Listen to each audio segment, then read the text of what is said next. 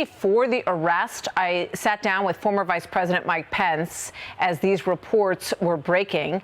Watch this. Do you have confidence in the leadership in terms of how these things are looked after?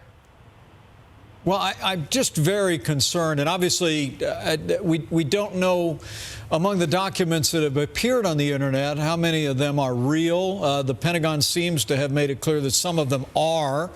Some of them may have been manufactured. But again, I fall back to, particularly now that we have a target here, I fall back on fundamental questions, and that is how could a Massachusetts National Guardsman have access to this type of classified and sensitive information, and how would they be able to release that information? It's a good question. And it's not just about Russia and Ukraine, but there's information about China's hypersonic weapons being tested. There's information about countries that may be providing support to Russia from across the Arab world. That all of that could compromise our sources and methods. And I think after we bring whoever's responsible here to justice, I think there needs to be a full-scale review of who has access to this type of classified information and how it's being handled.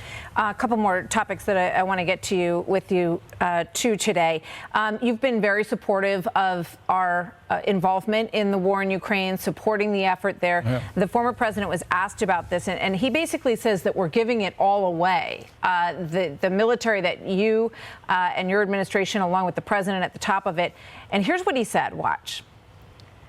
We don't have any ammunition. We've given it to Ukraine. We're not prepared to fight. I rebuilt our military, new planes, new tanks, new everything. They've taken the military that I've rebuilt, and they've given it all to Ukraine. I mean, massive amounts. Do you agree with that? I don't, Martha. Look, the United States is leader of the free world. We're the arsenal of democracy.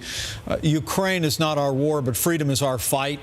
And I've long believed in the Reagan doctrine, which is if you're willing to fight America's enemies on your soil, we'll give you the means to fight them there so we don't have to fight them here.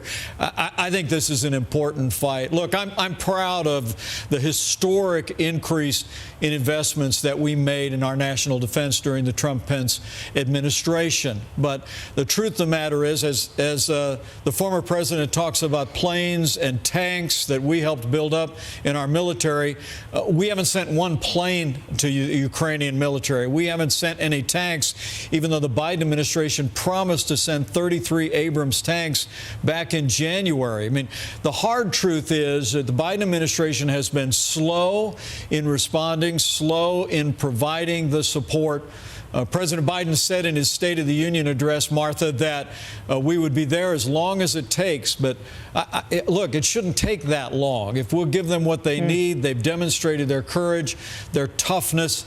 I respectfully disagree with the former president on this. I think we've got to continue to stand with the courageous military in Ukraine while they reclaim their country and reclaim their sovereignty. So when the former president announced that he was going to get in the race, you said then that you believed that the American voter would have better choices than him. This is the latest polling. Donald Trump at 54%, DeSantis at 24%, you at 6%, and on down the line here. What do you think about the fact that his numbers are so strong right now, sir?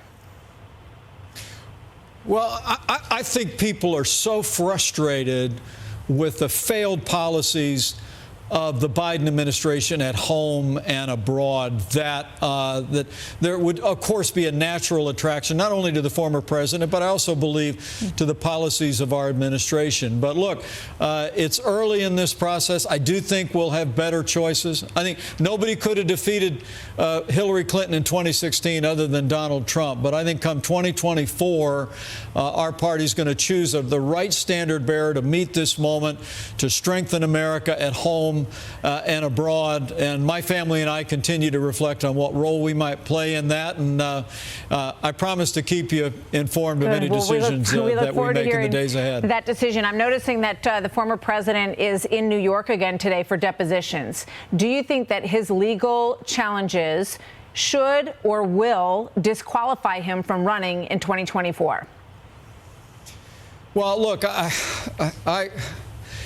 number one, I've been very clear about what I think of the Manhattan DA's indictment, Martha. I mean, on a 7-year-old campaign finance issue to indict a former president of the United States, I think was a great disservice to the country, and I think the overwhelming majority of Americans recognize that. But look, at the end of the day, I'd rather we leave these decisions to voters. Let's bring the American people the truth. Let's talk about the record. Let's talk about a vision for the future. But I just trust Republican primary voters. I trust the American people to choose the right leadership for America. They've done it again and again.